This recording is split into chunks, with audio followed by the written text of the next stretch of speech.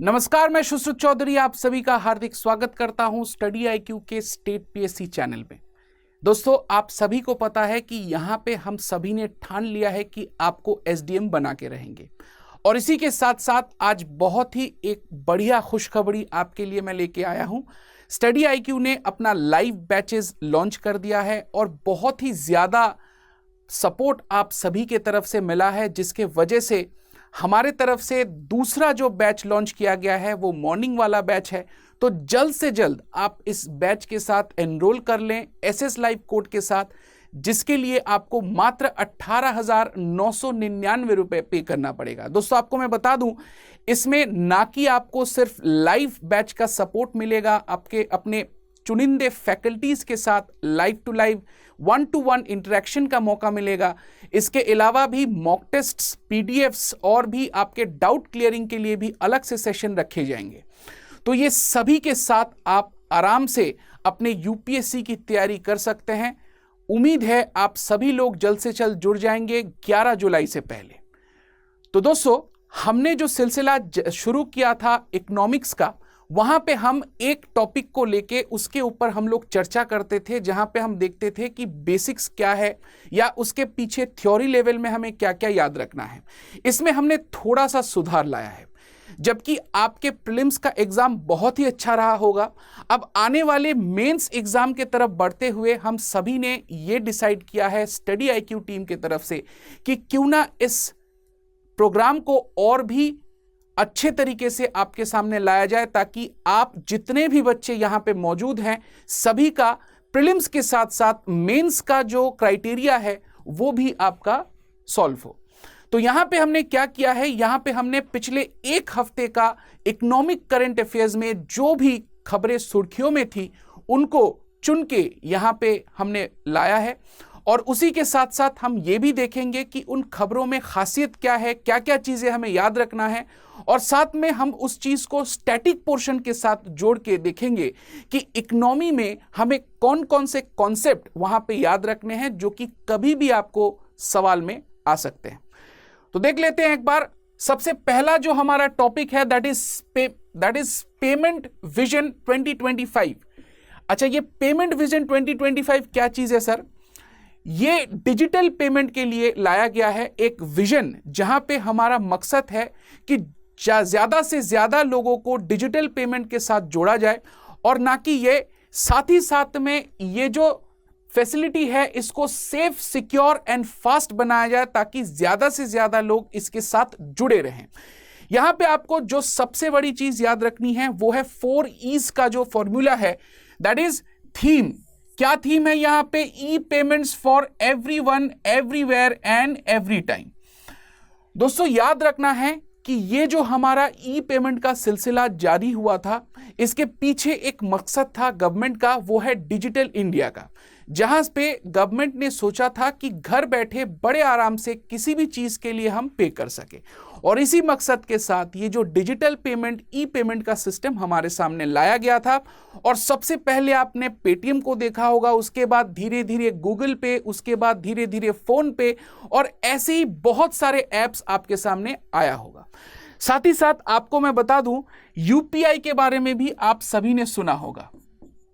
तो ये जो सारे सिस्टम्स हैं जो एक साथ चलते हैं डिजिटल पेमेंट को साथ लेते हुए, उसी चीज को हमें और भी ज्यादा एनकरेज किया जा रहा है।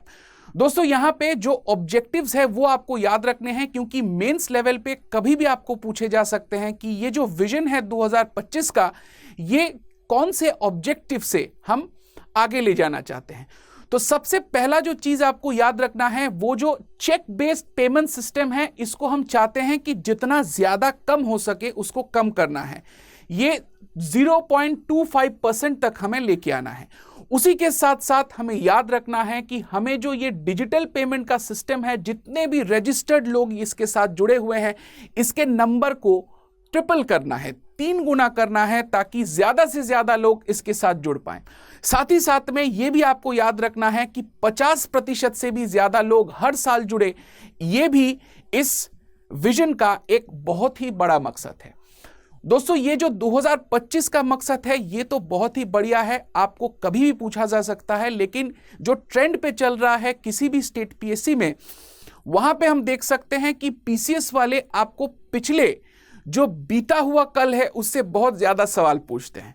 तो ये अब आप करंट अफेयर्स में पकड़ते हैं या स्टेट जीके में पकड़ते हैं या सिर्फ जनरल नॉलेज में पकड़ते हैं वो अलग बात है, लेकिन इसके बारे में भी हम यहां पे जरूर चर्चा करेंगे, जहां पे हम देखेंगे कि विजन 2021 में क्या कहा गया था।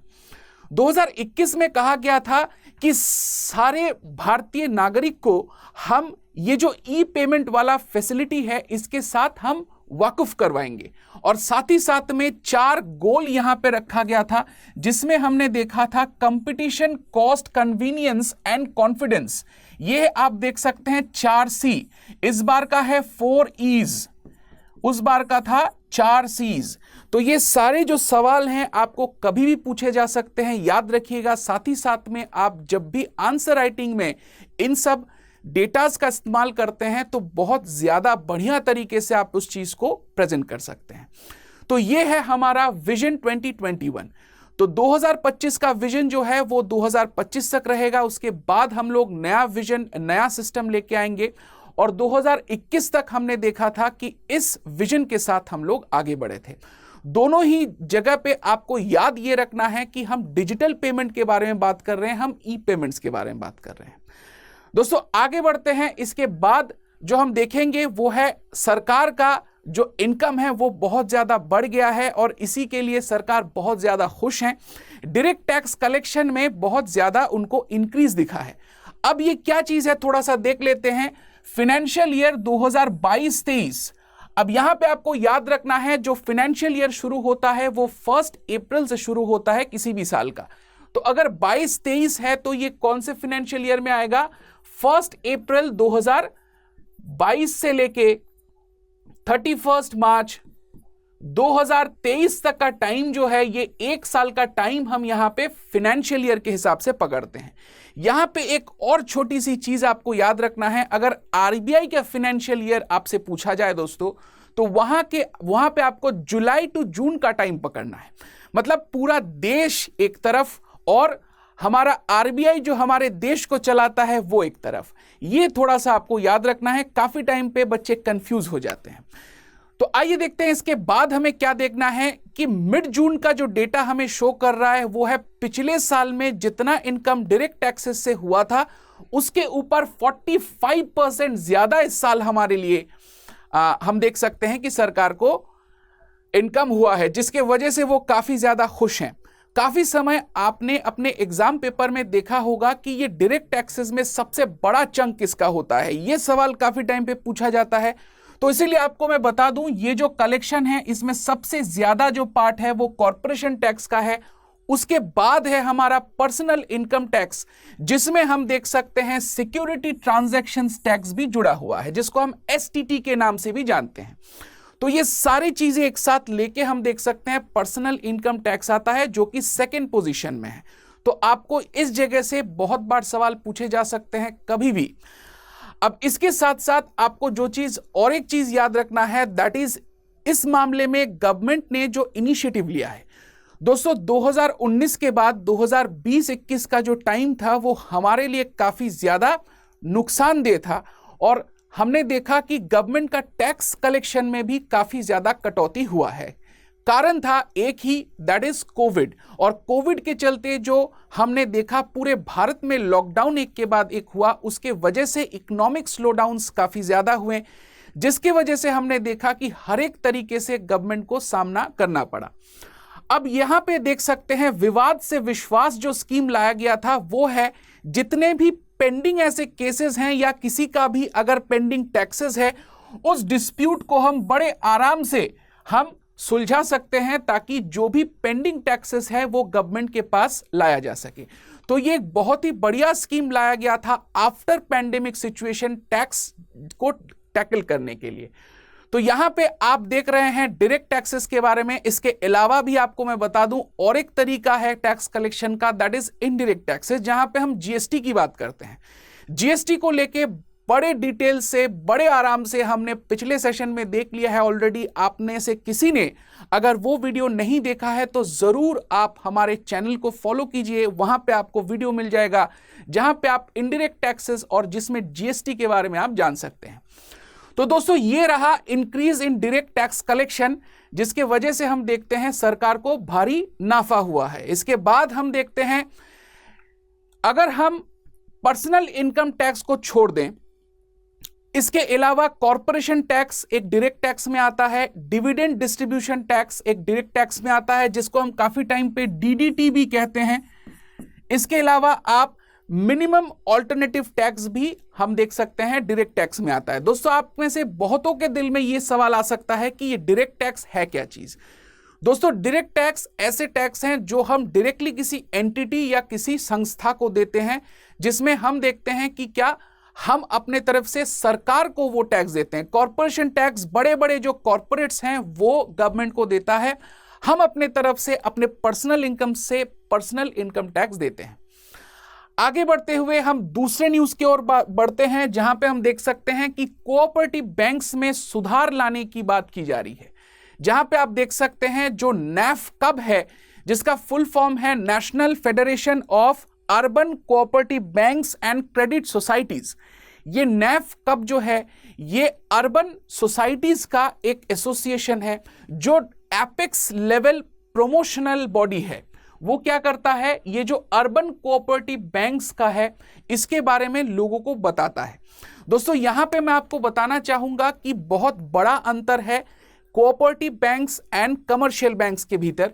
एक बार मैं आपको बताना चाहूंगा कि क्या है वो चीज जो आपको याद रखना है। दोस्तों देखिए, जब भी हम कोऑपरेटिव बैंक की बात करते हैं तो इसका सोल पर्पस जो है दैट इज फॉर कोऑपरेशन, मतलब आपसी समझौता। तो इसका कभी भी प्रॉफिट मेकिंग या मुनाफा ये मकसद कभी नहीं होता है। जबकि हम अगर कॉमर्शियल बैंक की बात करते हैं तो इसका काम है प्रॉफिट या मुनाफा। तो इसलिए हम क्या देख सकते हैं, इसलिए हम देख सकते हैं ये जो हमारा कॉमर्शियल बैंक्स हैं इसके जो इंटरेस्ट रेट है ये काफी ज्यादा हाई होता है कोऑपरेटिव से। तो कोऑपरेटिव बैंक्स क्या करते हैं, आपसी समझौते के साथ जो मेंबर्स होते हैं उनके लिए ये अलग से पैसे रखते हैं ताकि समय समय पे उनको जब जरूरत हो तब वो पैसे डिसबर्स कर सके। तो कोऑपरेटिव बैंक का मकसद है कोऑपरेशन बनाए रखना, सबको एक साथ लेके चलना, जबकि कॉमर्शियल बैंक का मकसद है प्रॉफिट मेकिंग। तो इसीलिए ये जो कोऑपरेटिव बैंक्स हैं ये काफी ज्यादा नुकसान में चलते हैं। जैसे कि आप सभी को पता होगा रीजनल रूरल बैंक्स के बारे में। दोस्तों रीजनल रूरल बैंक्स जो कि काफी फेमस है, ये रीजनल रूरल बैंक्स में भी हम देख सकते हैं कि बहुत ज्यादा प्रॉब्लम फेस करना पड़ा था। एक के बाद एक बैंक्स बिल्कुल ही लॉस में चल रहे थे, तो इनको एक साथ जोड़ दिया गया। ठीक है, तो इसी तरीके से जैसे रीजनल रूरल बैंक्स में थोड़ा सा चेंजेस लाया गया, उसी तरीके से ये जो हमारा कोऑपरेटिव सोसाइटीज, कोऑपरेटिव बैंक्स हैं, इनमें भी थोड़ा सा सुधार लाने के लिए ये रिफॉर्म मेजर्स सामने लाया गया है। अभी तक का अगर हम सिस्टम देखें तो हम देख सकते हैं ये जो कोऑपरेटिव बैंक्स हैं वो रजिस्टर्ड होते हैं कोऑपरेटिव सोसाइटीज एक्ट द्वारा, जो कि किसी भी स्टेट के लिए अलग अलग से बने हुए हैं। उसके बाद हम देख सकते हैं अगर रेगुलेशन की बात की जाए तो banking regulation acts 1949 and banking laws act 1955, ये दो एक्ट के तहत इसको रेगुलेट किया जाता है। यहां पे आपको दो चीजें और याद रखनी है, that is rural cooperative and urban cooperative. गांव में हम देख सकते हैं किसानों के लिए अलग से एक कोऑपरेटिव बैंक बना हुआ है जहां पे सिर्फ किसान जा सकते हैं। तो उसी तरीके से अलग अलग कोऑपरेटिव सोसाइटीज अलग अलग तरीके से अपना ये हैंडल करता है। तो इसी चीज को अगर हम थोड़ा अच्छे से और भी थोड़ा रिफॉर्म मेजर्स लाके अगर आगे ले जा सकते हैं तो शायद हम सभी के लिए फायदेमंद साबित हो सकता है। इसके बाद हम लोग बात करेंगे open network for digital commerce के बारे में। दोस्तों आप सभी को पता होगा फ्लिपकार्ट के बारे में, आप सभी को पता होगा Amazon के बारे में, और अभी तो ऐसे बहुत सारे ऐप हैं जो पलक झपकने से पहले ही आपके पास सामान पहुंचा देते हैं। दोस्तों यहां पे मैं आपको बताना चाहूंगा गवर्नमेंट ने एक पायलट प्रोजेक्ट शुरू किया है जिसका नाम दिया गया है open network for digital commerce, जिसको हम ONDC बोलते हैं, ONGC नहीं, ठीक है, ONDC बोलते हैं। जिसमें सरकार ने क्या सोचा है, गवर्नमेंट ने ये सोचा है कि ये जो जितने भी सारे प्लेटफॉर्म्स हैं क्यों ना इसको एक जगह पे लाया जाए। आप सोच रहे हैं ये कैसे पॉसिबल है? दोस्तों ये काम गवर्नमेंट ने इसके पहले भी किया हुआ है। जो हम UPI देखते हैं उसमें हम देख सकते हैं कि बहुत सारे एप्स जो हैं इस ई-पेमेंट सिस्टम में, जैसे आप पेटीएम की बात करें, जैसे आप गूगल पे की बात करें, फोन पे की बात करें, ये सारे हमारे UPI से जैसे जुड़े हुए हैं। उसी तरीके से गवर्नमेंट चाहते हैं कि ये जो हमारा ONDC का कॉन्सेप्ट है उसको भी लाया जाए। इससे क्या होगा, किसी भी एक प्लेयर के पास ज्यादा से ज्यादा मार्केट शेयर नहीं होगा, वो अपने तरीके से चीजों को इस्तेमाल नहीं कर पाएगा। सभी को एक कॉमन फेस, सभी को एक कॉमन जगह दिया जाएगा। The e-commerce space is currently dominated by, अगर अभी डोमिनेशन की बात करते हैं तो 2 US कंपनीज इसको चलाते हैं। सबसे पहले आता है Amazon, उसके बाद आता है वॉलमार्ट जो कि फ्लिपकार्ट को बैक कर रहा है। अब देखिए यहां पे गवर्नमेंट क्या चाहता है, गवर्नमेंट चाहता है कि जितने भी एग्जिस्टिंग एप्लीकेशंस हैं वो सभी लोग ONDC के अंदर आ जाए, ताकि क्या कर सकें, ताकि वो एक दूसरे से आराम से चीजों को खरीद सकें।